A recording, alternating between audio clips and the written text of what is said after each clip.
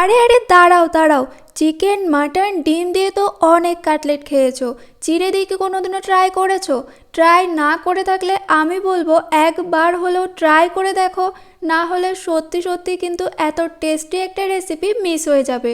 প্রথমে 1 কাপ চিড়ে জল দিয়ে ধুয়ে নিয়েছিলাম, তারপর চিড়েটা ভালো করে মেখে নিয়ে ওর মধ্যে একটা সেদ্ধ আলু গ্রেট করে নেওয়ার পর ওর মধ্যে পেঁয়াজ কুচি, লঙ্কা কুচি, লবণ, হলুদ, ম্যাগি মশলা, জিরের গুঁড়ো, লঙ্কার গুঁড়ো, আদা রসুন বাটা আর কর্নফ্লাওয়ার দিয়ে ভালো করে মেখে নিয়েছিলাম।